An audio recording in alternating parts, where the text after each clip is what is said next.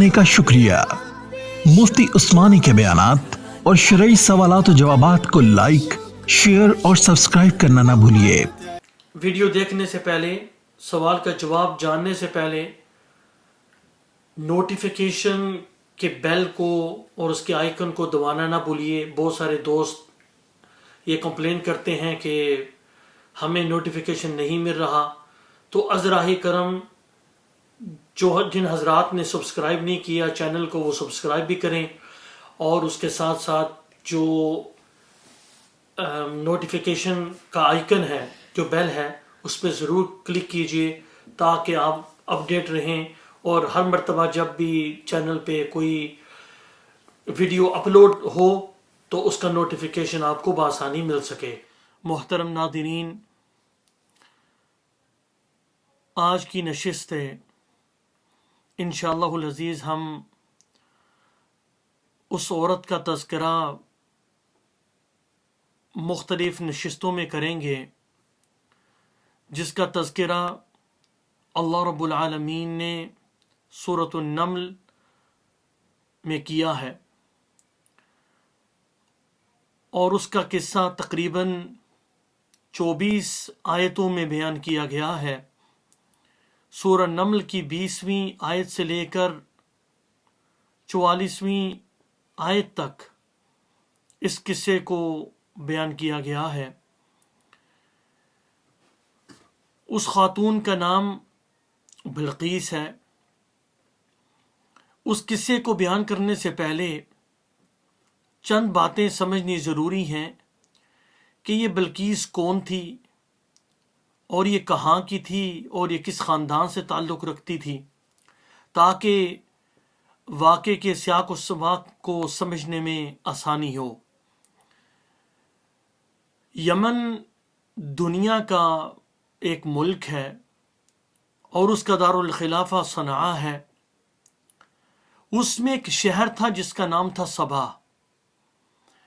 ये सबा शहर को अल्लाह ने इतनी खूबसूरती अता फरमाई थी, हर किस्म की नेमतों से इसे सरफराज फरमाया।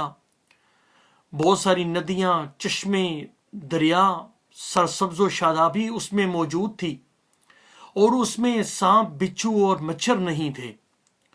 यहाँ तक कि अगर बाहर से कोई जुएं लेके आता तो वो शहर में दाखिल होने के साथ ही वो जुएं भी मर जाती। यानी ये शहर इंतहाई पाकीज़ा और साफ था और अपनी खूबसूरती में अपनी मिसाल आप था। ये मलका बिल्कीस इसी शहर की कवीन थी। रसूलुल्लाह सल्लल्लाहु तआला अलैहि वसल्लम से पूछा गया कि अल्लाह के रसूल, ये सबा कौन था? तो आप अलैहिस्सलातु वस्सलाम ने फरमाया कि ये सबा एक शख्स था जिसके 10 बेटे थे और उसके 6 बेटे दाईं तरफ यानी राइट हैंड साइड पे गए तो शहर यमन को आबाद किया और बाईं तरफ गए और उन्होंने सीरिया को आबाद किया, जिसको हम शाम कहते हैं। इसका जो बाप था बिल्कीस का, शराहील, ये माल वाला, कुव्वत वाला और बादशाह था। कहा जाता है कि मलका बिल्कीस का जो बाप था वो बादशाह था और उसका दादा, परदादा, यहाँ तक के बाप के ऊपर से लेकर तकरीबन 39 बादशाह थे। और बिल्कीस का ये जो बाप था शराहील, ये 40वां बादशाह था अपने ख़ानदान का। बड़ा माल वाला था, वजाहत वाला था, कुव्वत वाला था और मुतकब्बिर था। कहा करता था कि मैं निकाह नहीं करूँगा इसलिए कि इस रूह ज़मीन पर मेरी बराबरी का कोई इंसान है ही नहीं। माल में, कुव्वत में, मेरी वजाहत में, मेरे इल्म में, मेरी जहानत में कोई बराबरी नहीं कर सकता। इतना मुतकब्बिर इंसान था। लिहाजा मेरा निकाह जिन्नात में से आप करवाएं। लिहाजा लोगों ने इसका निकाह जिन्नात में से करवाया और जिस जिन्नी के साथ इसका निकाह हुआ उसका नाम था रिहाना बिन्त सकन और بعض روایات میں دوسرے نام بھی آتے ہیں، تفسیری روایات میں دوسرے نام بھی آتے ہیں۔ بہرحال اس کا نکاح جنی کے ساتھ ہو گیا۔ جب ان کا نکاح ہوا تو ان دونوں میں سے یعنی باپ یعنی جو خامد ہے وہ انسانوں میں سے اور جو بیوی ہے وہ جنات میں سے، وہ جنی ہے، تو اس دونوں میں سے جو بیٹی پیدا ہوئی اس کا نام تھا بلقیس۔ بعض تفسیری روایات میں معلوم ہوتا ہے کہ چونکہ دونوں کی جنس مختلف تھی تو اس وجہ سے جو بلقیس تھی اس کی جو ایڑی تھی وہ جانوروں کی طرح تھی، اور ظاہر ہے اس میں کوئی امپاسبلٹی بھی نہیں ہو سکتی، پاسبل ہے کہ ظاہر ہے کہ ماں جو ہے وہ جنات میں سے ہے اور جو باپ ہے وہ انسانوں میں سے ہے، لہٰذا بعض تفسیر روایات سے معلوم ہوتا ہے کہ اس کی جو ایڑی تھی تو وہ جانوروں کی طرح تھی۔ یہ بلقیس ان دونوں کی بیٹی تھی، باپ حکومت کرتا رہا۔ ایک وقت آیا کہ باپ مر گیا اور وہ ساری کی ساری حکومت بیٹی کی طرف منتقل ہوئی، اور یہ سبا کے علاقے کی کوین بنی، اور کہا جاتا ہے کہ اس کی پارلیمنٹ میں تقریباً 312 ممبر تھے، اور ہر ممبر کے تحت میں 10,000 لوگ آتے تھے، اور اس کے 12,000 کمانڈر تھے، اور ہر کمانڈر کے ماتحت میں 1,00,000 کی فوج ہوا کرتی تھی۔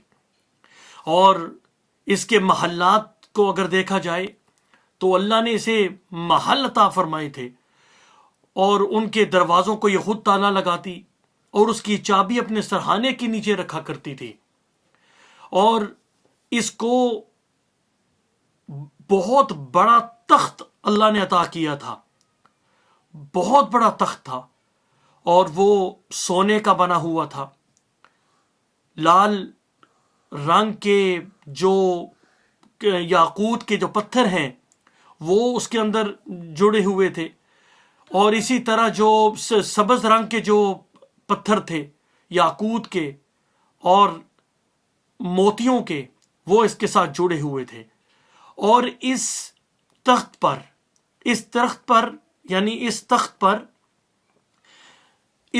پر مختلف قسم کے کمرے تھے، ہر کمرے کا اپنا دروازہ تھا۔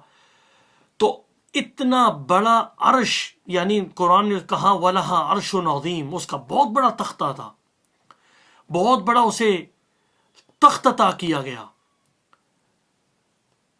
اور اس کے علاوہ اسے ہر قسم کی جو آسائشیں تھیں، دنیا کے جو مال و دولت تھی وہ اسے میسر تھی۔ جیسے جیسے ہم قصہ بیان کریں گے تو اس بلقیس کی شخصیت اور مزید جو ہے وہ واضح ہوتی چلی جائے گی۔ اب ہم آتے ہیں حضرت سلیمان علیہ السلام کی طرف۔ حضرت سلیمان علیہ السلام اللہ کے نبی ہیں۔ حضرت سلیمان علیہ السلام کو اللہ نے جہاں دنیا کی حکومت عطا فرمائی، اور حکومت صرف لوگوں پر نہیں بلکہ جنات پر آپ کی حکومت تھی، ہواؤں پر آپ کی حکومت تھی، جانوروں پر آپ کی حکومت تھی، اور جانوروں سے آپ گفتگو فرمایا کرتے تھے، ان کی بولیوں سے واقف تھے۔ حضرت داؤد علیہ السلام کے 19 بیٹے تھے، جن میں سے حضرت سلیمان علیہ السلام کے نصیب میں اور حصے میں نبوت آئی، اور اللہ نے نبوت کو آپ کے سر پر، یعنی نبوت کا جو تاج ہے وہ آپ کے سر پر سجایا۔ حضرت سلیمان علیہ السلام مسجد اقصی کی تعمیر کرنے کے بعد مکہ پہنچتے ہیں، اور مکہ کے قیام کے دوران حضرت سلیمان علیہ السلام ہر روز 5,000 اونٹنیاں اور 30,000 مینڈے ہر روز ضیافت کے طور پر پیش کرتے ہیں لوگوں کو، اور ان سے دعوت کرتے ہیں، اور اپنے سرداروں کو جمع کر کے ہم نے فرمایا کہ اس مکہ کے شہر میں ایک نبی مبعوث کیے جائیں گے، بھیجے جائیں گے، کہ جن پر کوئی غالب نہیں آ سکے گا، وہ ہر شخص پر غالب آئیں گے اور وہ ملامت کرنے والے کے ملامت سے نہیں ڈریں گے، اور ان کا روب جو ہے وہ 1 مہینے کی مسافت سے جو ہے وہ محسوس کیا جائے گا۔ لوگوں نے سوال کیا کہ وہ کون سے دین پر ہوں گے؟ آپ نے فرمایا کہ وہ ملت ابراہیمی پر ہوں گے۔ تو لوگوں نے اگلا سوال کیا کہ وہ کتنے عرصے کے بعد آئیں گے؟ تو ان کو بتایا گیا کہ تقریباً 1000 سال کے بعد وہ مبعوث کیے جائیں گے۔ حضرت سلیمان علیہ السلام نے لوگوں کو یہ فرمایا کہ اے لوگوں، میں نے یہ بات تم تک پہنچا دی ہے، اب تمہارا فرض ہے کہ جو لوگ یہاں موجود نہیں ہیں یہ بات اور یہ پیغام تم ان تک پہنچا دو۔ اس کے بعد حضرت سلیمان علیہ السلام حج سے فارغ ہوتے ہیں اور آپ مکہ سے تقریباً صبح سفر کرتے ہیں اور زوال تک آپ یمن میں پہنچتے ہیں، اور اس وقت آج کا سفر تو تھا نہیں، تو آپ ہواؤں کو آپ نے مسخر کیا تھا، ہواؤں کو آپ کو یعنی آپ کے تابع کر دیا گیا تھا، اللہ نے آپ کے تابع کر دیا تھا ہواؤں کو۔ ہوا کے ذریعے آپ بڑی تیزی کے ساتھ زوال کے وقت آپ یمن میں پہنچتے ہیں۔ بڑا خوبصورت علاقہ، بڑا سرسبز و شاداب، اور ہر طرف ہریالی ہی ہریالی، فصلیں۔ آپ وہاں نیچے اترتے ہیں، نماز کا وقت ہوتا ہے، پانی کی تلاش کی جاتی ہے، پانی کو تلاش کیا جاتا ہے، اور طریقہ کار یہ ہوتا تھا اگر کوئی ندی، کوئی نہر بہ رہی ہوتی، کوئی چشمہ ہوتا تو پانی کو استعمال کر لیا جاتا، لیکن اگر پانی نہ ملتا تو اسے کھدوایا جاتا اور پانی نکالا جاتا تھا۔ اور یہ پانی ڈھونڈنے کی جو ذمہ داری تھی یہ ہدہد پرندے کی تھی۔ ہدہد چھوٹا سا پرندہ ہے اور اس کی چونچ تقریباً 3 سے 4 انچ لمبی ہوتی ہے، اور اللہ نے اسے یہ صلاحیت دی ہے کہ یہ اپنی چونچ کے ذریعے نشاندہی کر لیتا ہے کہ یہاں پانی موجود ہے، اور یہ پرندہ آج بھی اس سرزمین دنیا پر موجود ہے۔ تو یہ ڈیوٹی اس کی ہوتی تھی۔ جب حضرت سلیمان علیہ السلام یمن میں پہنچے زوال کے وقت، تو یہ وہاں سے غائب ہو گیا یہ پرندہ، اور ملکہ بلقیس کا جو محل تھا اس کو دیکھ کر یہ ایسا مگن ہوا کہ اس کی سیر کرتا رہا۔ ادھر پانی چونکہ موجود نہیں تھا تو حضرت سلیمان علیہ السلام نے دیکھا کہ ہدہد کہاں ہے۔ ہدہد نظر نہ آیا۔ وَتَفَقَّدَ الطَّيْرَ فَقَالَ مَا لِيَ لَا أَرَى الْهُدْهُدْ۔ حضرت سلیمان علیہ السلام نے جب حاضری لگائی تو کہا کہ کیا بات ہے، میں ہدہد کو نہیں دیکھتا ہوں، کیا وہ غائب ہو گیا؟ یہاں ایک بات ذہن نشین کیجئے، مفسرین نے ایک نکتہ یہاں لکھا ہے، اور وہ قابل غور نکتہ ہے کہ جو آدمی سرپرست اور حاکم ہو وہ اپنے ماتحتوں پر نظر رکھے، وہ دیکھے، اگر باپ ہے وہ دیکھے میرا بیٹا کیا کر رہا ہے، کدھر جا رہا ہے اور کون سے رستے کر رہی ہے۔ اگر بچہ رات کو لیٹ آ رہا، بچہ ایسی صحبت کے اندر اور ایسی کمپنی کے اندر مبتلا ہو چکا ہے جو اس کے لیے سوٹیبل نہیں ہے، تو باپ کو پتہ ہونا چاہیے۔ بچہ اگر بغیر بتائے گھر سے غائب ہو رہا ہے تو ماں باپ کو چاہیے کہ اس کی خبر لیں۔ اب دیکھیے کہ رسول اللہ صلی اللہ تعالی علیہ وسلم اگر کوئی صحابی مسجد میں نہیں آتا تو آپ علیہ السلام کو تشویش ہوتی تھی، اور صحابہ کہتے ہیں اگر کوئی مسجد سے غائب ہوتا تو ہم پتہ کرتے تھے کہ وہ آدمی آج مسجد میں حاضر کیوں نہیں ہوا۔ یہی تو آج ہمارے معاشرے کا المیہ ہے۔ ہمارے بچوں کی بے-راروی کے شکار ہونے کی جہاں دوسری وجوہات ہیں، ان میں ایک وجہ یہ بھی ہے کہ آج ماں باپ اپنی ذمہ داری سے سبکدوش ہو چکے ہیں۔ بچیاں دیر تک، لیٹ نائٹ تک غائب ہوتی ہیں، بچے غائب ہیں، ماں باپ کو پتہ ہی نہیں ہے کہ بچے کدھر ہیں، کس سے مل رہے ہیں، اور جب ان کا ایمان علیہ باللہ جب خطرے میں پڑتا ہے، جب گناہ میں وہ مبتلا ہو جاتے ہیں، اس وقت ماں باپ کو ہوش آتی ہے کہ ہمارا بچہ تو آج ایمان سے نعوذ باللہ چلا گیا، آج وہ تو گناہ کی زندگی گزار رہا ہے۔ کتنے ایسے بچے ہیں جو شراب نوشی کے اندر اور دیگر جرائم کے اندر مبتلا ہیں اور ماں باپ کو پتہ ہی نہیں ہے۔ تو یہاں سے معلوم ہوتا ہے کہ حاضری کا ثبوت ہوتا ہے، اور ماں باپ جو ذمہ دار ہے، جو حاکم ذمہ دار ہے، جو استاد معاشرے میں ذمہ دار ہے، وہ اپنے شاگردوں پہ نظر رکھے، ماں باپ اپنے بچوں پہ نظر رکھے، تاکہ معاشرے کا امن اور سکون برقرار رہے اور ان کے ایمانوں کی حفاظت ہو سکے، ان کے کردار کی حفاظت ہو سکے۔ تو حضرت سلیمان علیہ السلام نے یہاں حاضری لگائی، اور یہاں سے ایک بات یہ بھی معلوم ہوتی ہے کہ جو ماں باپ ہیں وہ اپنے بچوں کی عزت اور عفت کا، جہاں ان کی چوکیداری کی ذمہ داری ان کے سر پہ آتی ہے، اسی طرح ان کے ایمان کی حفاظت کے جو سب اسباب ہیں ان کو اختیار کرنے کی بھی ذمہ داری والدین پر آتی ہے۔ قرآن مجید میں اللہ رب العزت ارشاد فرماتے ہیں، یا ایھا الذین آمنوا قوا انفسکم واہلیکم نارا، اے ایمان والو اپنے آپ کو اور اپنے اہل و عیال کو جہنم کی آگ سے بچاؤ۔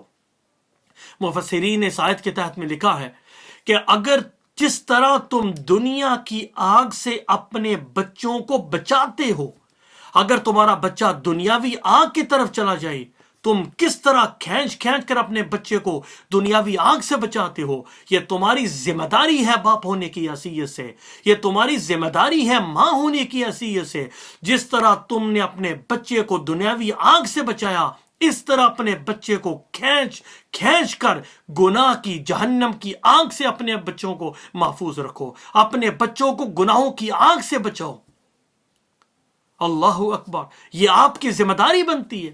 سب سے پہلے اپنے آپ کو جہنم کی آگ سے بچاؤ، اور پھر اپنے بچوں کو جہنم کی آگ سے بچاؤ۔ تو حضرت سلیمان علیہ السلام نے حاضری لگائی تو پتہ چلا کہ وہ غائب ہے۔ آپ نے فرمایا کہ لَأُعَذِّبَنَّهُ عَذَابًا شَدِيدًا، میں اسے عذاب دوں گا، میں اسے سزا دوں گا۔ اگر وہ جو ہے وہ اس نے پہلے تو آپ نے سزا کا اعلان کیا، لیکن اخلاق نبی دیکھیں کہ پہلے سزا کا ذکر کر کے پھر آپ نے فرمایا کہ اگر وہ کوئی معقول ریزن لے کے آیا کہ میں غائب کیوں تھا، میں اسے معاف کر دوں گا۔ یہاں سے معلوم ہوتا ہے کہ اگر کسی سے غلطی ہو جائے تو اسے معاف کر دینا چاہیے۔ اگر کسی سے زبان سے کوئی بات نکل جائے، بشری تقاضے کے تحت بات نکل جائے، کوئی ایسی بات نکل جائے جو وہ نہیں چاہتا تھا، غیر ارادی طور پر نکل جائے، کسی سے کوئی غلطی ہو جائے، وہ معافی مانگ لے، اسے معاف کر دینا چاہیے۔ اور آج ہمارے معاشرے میں یہی بہت بڑا المیہ ہے کہ لوگ کسی کے دروازے پر جا کے معافی مانگتے ہیں، اگلا معاف ہی نہیں کرتا۔ سن لیجئے، ایسے لوگوں کے لیے جو معاف نہیں کرتے بہت بڑی وعید ہے۔ رسول اللہ صلی اللہ تعالی علیہ وسلم نے فرمایا کہ جو آدمی کسی کے دروازے پر گیا اور جا کے یوں کہا کہ بھیا مجھ سے غلطی ہو گئی، میں نے غلطی کی تھی، آپ مجھے معاف کر دیجئے، اگر اسے معاف نہ کیا اس شخص نے، آپ صلی اللہ علیہ وسلم نے فرمایا کہ ایسے شخص کو چاہیے کل قیامت کے دن حوض کوثر پر مجھے اپنی شکل نہ دکھائے۔ اللہ اکبر، معافی کا معاملہ کرنا چاہیے۔ حضرت سلیمان علیہ السلام نے بھی یہی کہا، یہی فرمایا کہ میں اسے عذاب دوں گا، یعنی اسے سزا دوں گا، اگر وہ کوئی معقول ریزن لے کے آیا تو میں اسے معاف کر دوں گا۔ تو ہدہد پرندہ جو ہے وہ زوال سے عصر تک غائب تھا۔ جب وہ آیا اس نے اپنا پر اور اپنی جو گردن تھی وہ زمین پہ رکھ دی، گویا وہ معافی مانگ رہا تھا۔ حضرت سلیمان علیہ السلام نے فَمَكَثَ غَيْرَ بَعِيدٍ فَقَالَ أَحَطْتُ بِمَا لَمْ تُحِطْ بِهِ وَجِئْتُكَ مِنْ سَبَإٍ بِنَبَإٍ یقین۔ حضرت سلیمان علیہ السلام کو وہ ہدہد پرندہ کہنے لگا، میں ایک ایسی خبر لے کے آیا ہوں جس خبر کا علم آپ کو بھی نہیں ہے، اور یقینی خبر لے کے آیا ہوں۔ یہاں سے معلوم ہوتا ہے کہ کوئی ضروری نہیں ہے کہ کسی بڑے کو ہر چیز کا علم ہو۔ حالانکہ اللہ رب العزت نے حضرت سلیمان علیہ السلام کے بارے میں فرمایا وَلَقَدْ آتَيْنَا دَاوُودَ وَسُلَيْمَانَ عِلْمًا، اتنی بڑی فضیلت اور علم کے باوجود حضرت سلیمان علیہ السلام کو وہ پرندہ کہہ رہا ہے کہ میں ایسی خبر لے کے آیا ہوں جس خبر کا آپ کو علم نہیں ہے۔ ہمارے لیے میسج یہ ہے کہ بعض اوقات انسان علم والا ہوتا ہے، بڑا ہوتا ہے، اس کے بعد تجربہ ہوتا ہے، لیکن اس کے پاس بعض اوقات وہ علم نہیں ہوتا جو چھوٹوں کے پاس ہوتا ہے۔ اور یہاں سے ایک بات یہ بھی معلوم ہوتی ہے کہ چھوٹوں کی گفتگو بھی سننی چاہیے۔ بعض اوقات انسان کو وہ باتیں معلوم نہیں ہوتی جو اپنے سے چھوٹوں سے ہمیں مل جاتی ہیں۔ عموماً ہمیں یہ ہوتا ہے کہ جو آدمی بڑا ہوتا ہے اس کی باتیں سنی جاتی ہیں، لیکن یہ بھی ہونا چاہیے کہ ہم اپنے چھوٹوں کی باتیں بھی سنیں۔ امام بخاری رحمۃ اللہ تعالی علیہ جب اپنے استاد کے پاس پڑھتے تھے، آپ کی چھوٹی عمر تھی، حدیث پڑھتے تھے، آپ کے استاد نے ایک حدیث کی سند بیان کی۔ حضرت امام بخاری رحمۃ اللہ تعالی علیہ نے اپنے استاد سے عرض کیا کہ استاد جی آپ اسے دیکھ لیجئے، یہ سند اس طرح نہیں اس طرح ہے۔ استاد نے اپنی بات کو پھر برقرار رکھا، اس کا تسلسل جاری رکھا۔ پھر امام بخاری رحمۃ اللہ تعالی علیہ نے ادب سے کہا کہ استاد جی یہ سند دیکھ لیجئے، اس طرح نہیں اس طرح ہے۔ استاد گھر گئے، کاپی اٹھا کے لائے، ورق پہ دیکھا تو امام بخاری رحمۃ اللہ تعالی علیہ جس طرح بتا رہے تھے وہ سند اس طرح تھی، اور وہ قلم امام بخاری سے لے کر امام بخاری سے ہی کہا کہ اس کو آپ درست کر لیجئے۔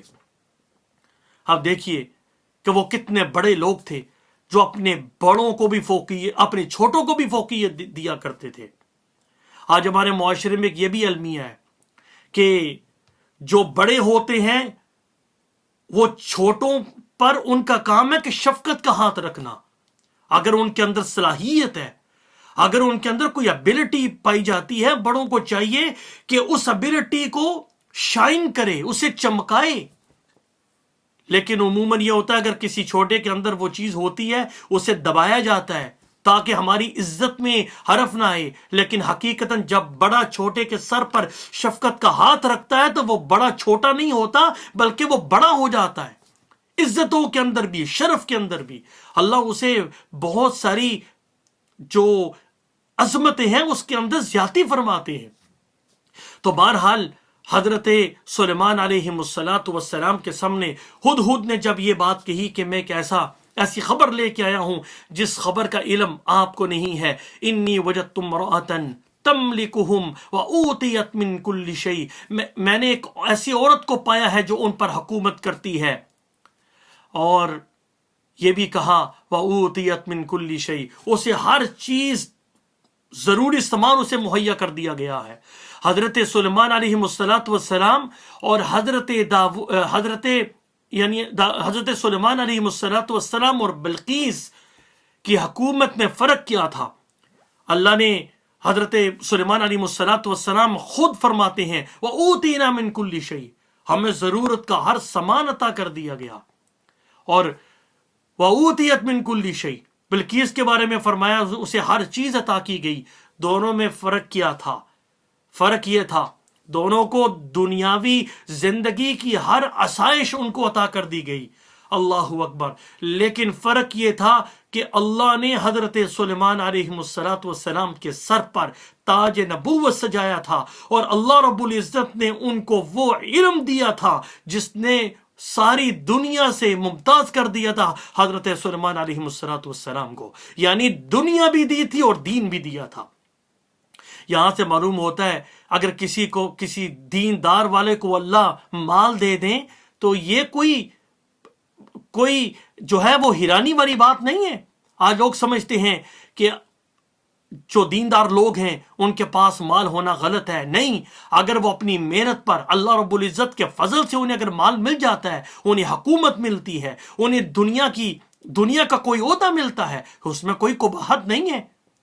اللہ نے حضرت سلیمان علیہ السلام کو دین بھی دیا تھا اور دنیا بھی دی تھی، اور فرق دونوں کی حکومتوں میں یہ تھا کہ بلقیس کے پاس دنیا کا ساز و سامان تھا لیکن اس کے پاس وہ نہیں تھا، وہ کچھ نہیں تھا جو جناب سلیمان علیہ السلام کے پاس تھا۔ انشاءاللہ العزیز اگلی نشست میں ہم بیان کریں گے کہ ہدہد پرندے نے وہ کیا تقریر کی تھی اور وہ کیا خبر لے کے آیا تھا بلقیس کے محل کے بارے میں، اور اس کے بارے میں انشاءاللہ العزیز اگلی نشست میں بیان کریں گے۔ تب تک کے لیے مجھے اجازت دیجیے. والسلام علیکم ورحمۃ اللہ وبرکاتہ.